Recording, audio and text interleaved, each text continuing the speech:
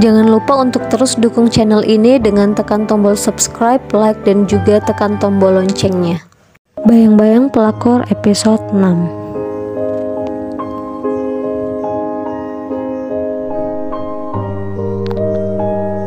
Aku nggak mau tahu. Aku mau kamu jawab pertanyaanku. Kamu bisa atau tidak untuk nggak ketemu lagi sama Tisha? Tanya Siska.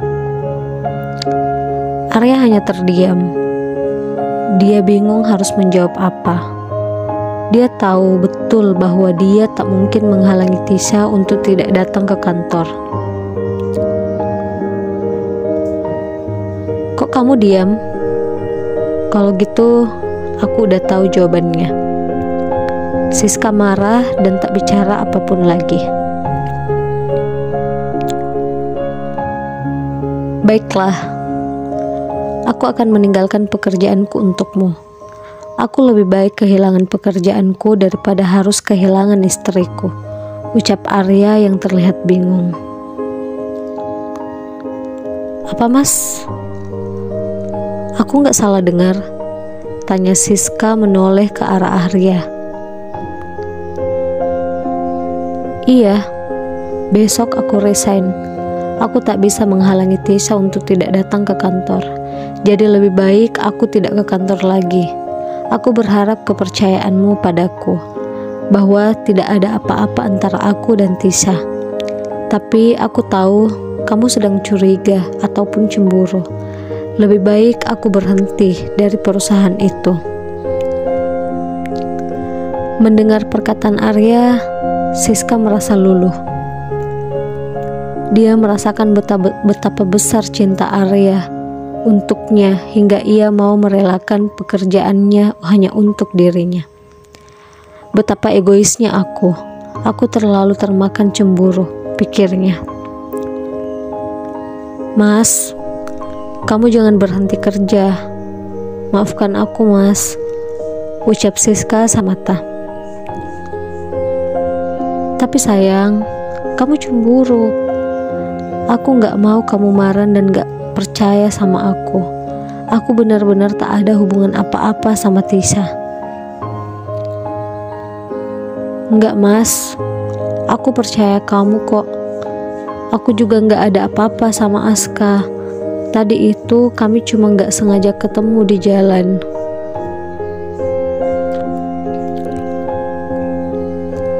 Aku juga percaya sama kamu sayang. Arya lalu memeluk istrinya dengan rasa khawatir, sementara Siska masih menangis sesenggukan.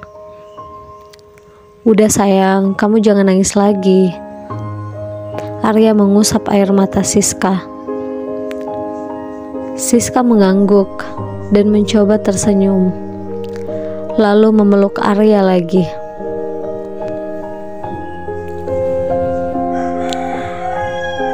Udah ya sayang ya, kamu istirahat ya. Aku masih harus mengerjakan pekerjaanku tadi yang belum selesai. Aku kerjain di sini aja, ucap Arya membelai rambut istrinya itu. Ya mas. Siska akhirnya memperbaiki posisi bantalnya dan tertidur, sementara Arya mengerjakan pekerjaannya yang tadi sempat tertunda.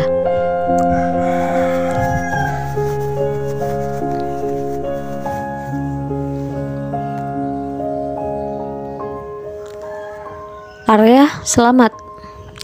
Kita berhasil mendapatkan kerjasama besar ini. Kamu dan orang yang terlibat dalam kerjasama ini akan saya kasih bonus, kata Pak Aris setelah keluar dari ruangan meeting bersama Arya. Alhamdulillah, terima kasih Pak, ucap Arya.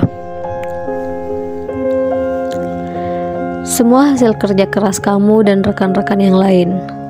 Malam ini kita makan-makan ya, tambah Pak Aris. Maaf Pak, tapi saya tidak janji akan ikut. Saya sudah janji akan pulang cepat hari ini pada istri saya, tolak Arya. Baiklah kalau begitu. Tapi kalau kamu sempat datang, kamu datang ya. Ajak aja istrimu biar makin rame, kata Pak Aris lagi. Baik Pak, saya usahakan, terima kasih. Mereka pun akhirnya berjalan berlawanan arah menuju ruang kerja masing-masing. Tepat pukul 5, Arya membereskan meja kerjanya dan keluar dari ruangannya. Mas Arya, tunggu. Suara Tisa terdengar dari arah belakang Arya. Arya berbalik dan melihat ternyata Tisa yang memanggilnya. Dia pun tak ingin bertemu dengan Tisa dan berusaha menghindar. Ia tahu bahwa Siska tak akan suka jika dia bertemu dengan Tisa. Itu juga alasan kenapa Arya menolak pergi bersama Pak Aris dan teman-temannya, karena dia tahu Tisa akan ikut dalam acara tersebut.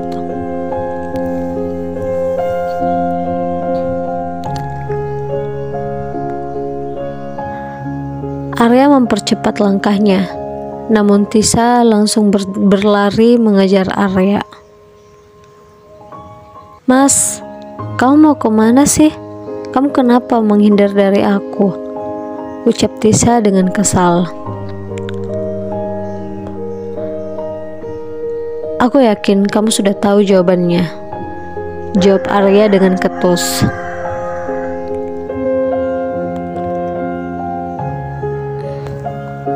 Kamu kok gitu sih mas? Kamu mau kemana? Bukannya ayah sama teman-teman kantor akan pergi makan malam sama-sama? Tanya Tisa. Aku mau pulang, aku gak ikut. Loh, kok kamu gak ikut sih mas? Bukan urusan kamu. Arya langsung pergi meninggalkan Tisa. Tisa terdiam dan berpikir bagaimana cara merebut hati Arya. Tak lama dia berpikir, dia akhirnya memutuskan untuk mengikuti kemana Arya pergi. Arya singgah di sebuah toko perhiasan. Dia membeli sebuah kalung untuk Siska. Dia keluar dari toko dengan tersenyum bahagia, memikirkan Siska pasti akan sangat bahagia menerima kalung tersebut. Tisa yang sedari tadi mengikuti Arya, melihat Arya keluar dari toko perhiasan, berpikir betapa bahagianya menjadi Siska. Betapa bahagianya jika dia bisa memiliki Arya. Saat Arya menoleh ke arah Tisa, Tisa pura-pura langsung berbalik agar Arya tak mengenalinya. Namun, Arya langsung menghampiri Tisa. Tisa, ngapain kamu di sini? Kamu ngikutin aku ya? Tanya Arya. Arya, kamu ngapain di sini? Aku nggak ngikutin kamu kok. Untuk apa juga aku ngikutin kamu? Jawab Tisa menyangkal. Terus, kamu ngapain di sini? Tanya Arya merasa curiga.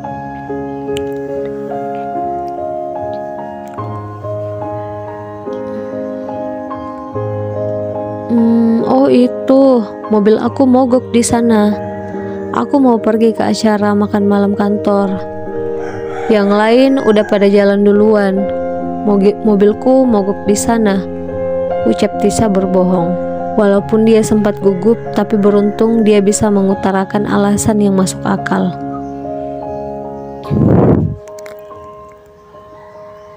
Oh ya sudah, aku duluan ya. Arya berjalan dan membuka pintu mobilnya. Mas, tunggu. Aku bisa minta tolong nggak antarin aku ke sana? Tisa sengaja meminta Arya mengantarnya agar ia bisa berduaan dengan Arya di dalam mobil. Kamu naik taksi online aja. Aku buru-buru, soalnya sudah ada janji. Jawab Arya.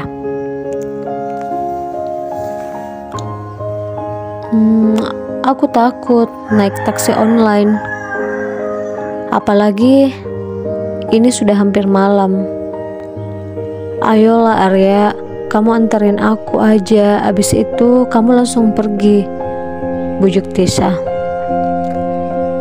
Oh ya sudah, oke deh, kamu naik.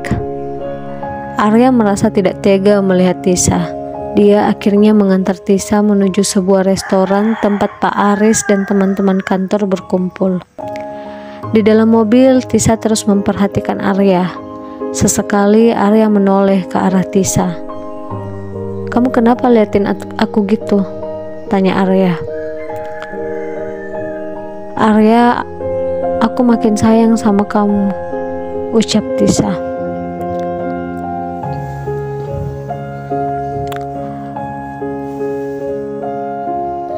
"Udah deh Tis, jangan bahas itu lagi, karena itu gak akan mungkin," jawab Arya. "Aku gak akan pernah berhenti berharap," kata Tisa. Arya hanya diam. Dia tak ingin melanjutkan pembahasan tentang hal itu. Sebenarnya Tisa memang cantik dan menarik menurut Arya. Tapi dia sadar bahwa dia sudah punya istri yang selama ini menemani hidupnya suka dan duka. Dan dia sangat mencintai Siska, istrinya itu. Tak lama kemudian mereka sampai di restoran tersebut. Terlihat Pak Aris dan teman-teman Arya masih berdiri di depan restoran sambil mengobrol. "Lah, itu kan Arya sama Tisa," ucap Reno saat melihat Tisa keluar dari mobil Arya. Semua melihat ke arah Arya dan Tisa. Karena merasa tak enak terlihat oleh Pak Aris dan teman-temannya, Arya akhirnya ikut turun dari mobil. Dia berniat hanya akan menyapa lalu pamit pulang. Arya, akhirnya kamu juga datang. Gak lengkap rasanya kalau salah satu di antara kalian gak ikut. Tapi lo kok kamu sama Tisa? Kata Pak Aris. Tadi saya ketemu di jalan Pak sama Tisa, mobilnya mogok, jawab Arya. Iya ayah, Tisa menambahkan. Belum sempat Arya berpamitan, Pak Aris lalu merangkulnya masuk. Ya sudah, ayo kita semua masuk, ucap Pak Aris lalu merangkul Arya masuk. Arya dengan terpaksa ikut masuk ke dalam restoran. Mereka pun akhirnya duduk bersama. Tisa dengan cepat duduk di kursi di dekat Arya. Maaf nih semuanya, saya nggak bisa ikut kalian, jadi saya langsung pamit saja ya, kata Arya. Loh kok gitu? Udah deh ikut aja dulu makan bareng kita, kapan lagi kita kayak gini, ucap Reno. Iya Arya, kamu makan di sini dulu, habis itu kamu boleh pulang, tambah Pak Aris. Arya dengan terpaksa harus ikut makan bersama mereka, padahal dia tak pernah ada niat untuk ikut makan malam bersama rekan kantornya itu.